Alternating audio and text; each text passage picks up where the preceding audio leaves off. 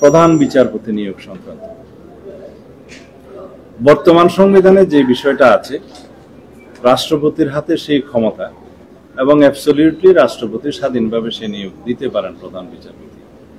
কিন্তু এখন যে বিদ্যমান সুযোগ বা অবস্থা সংবিধানে, তাতে করে বাংলাদেশের যে কোনো নাগরিককে যদি চিফ জাস্টিস বানিয়ে দেওয়া হয়, সেটাও একটা অপশন আছে।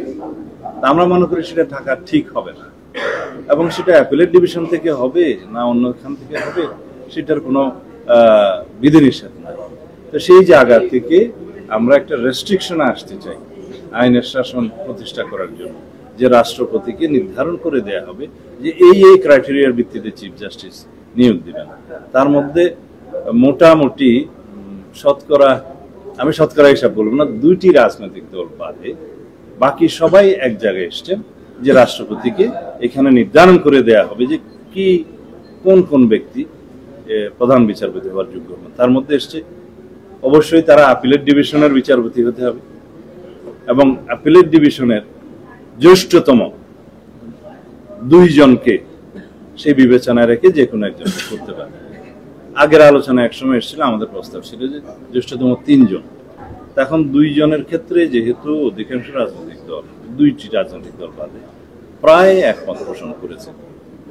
কিন্তু এখানে আমাদের একটা বিষয় বিবেচনায় নিতে হবে।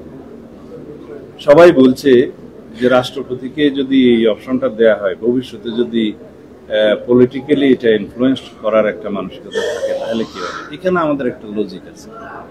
আপনারা সবাই জানেন যে জুডিশিয়াল অ্যাপয়েন্টমেন্ট অর্ডিন্যান্স 2025 একটা পাস হয়েছে মানে অর্ডিন্যান্স জারি হয়েছে।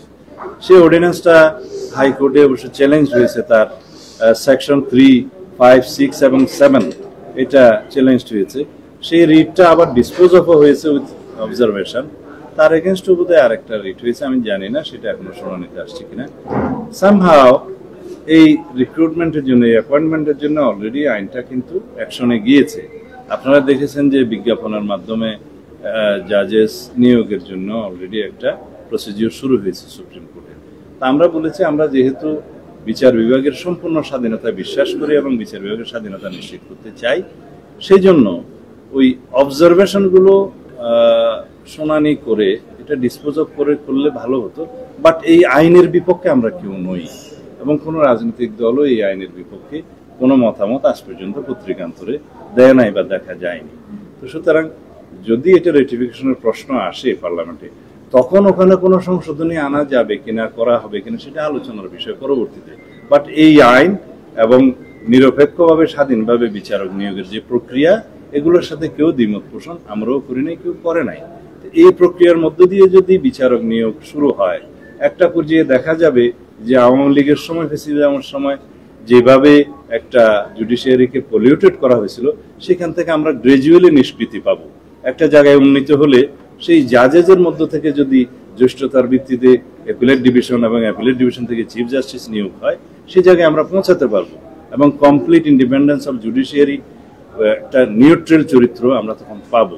সেই জায়গায় যাওয়ার জন্যই তো আমরা সংগ্রাম করেছি, স্বাধীন বিচার বিভাগের জন্য। যে বিচার বিভাগ পার্লামেন্টের, যে বিচার বিভাগ এক্সিকিউটিভের একটা হিসাবে, রক্ষা কবচ হিসেবে, অথবা পাহারাদার হিসেবে, অথবা ন্যাশনাল গার্ডিয়ান হিসেবে কাজ করবে। অলদো আমরা জানি সবাই, কনস্টিটিউশনের গার্জিয়ান হচ্ছে সুপ্রিম কোর্ট, সবকিছু ইন্টারপ্রিট করার এবং যে কোনো এনাক্টমেন্টের ইন্টারপ্রিট করার বা বিচারের মধ্য দিয়ে সেটাকে আনকনস্টিটিউশনাল ডিক্লেয়ার করার সমস্ত রাইট কিন্তু সুপ্রিম কোর্টের আছে।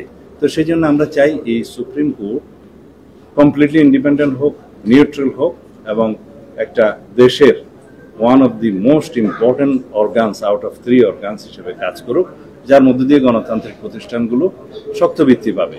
অন্তত সেখানে সর্বশেষ আশ্রয়স্থল হিসেবে যে কোনো নাগরিকের একটা বিশ্বাস থাকবে, যে আগে যেটা আমরা হারিয়ে ফেলেছিলাম। ধন্যবাদ।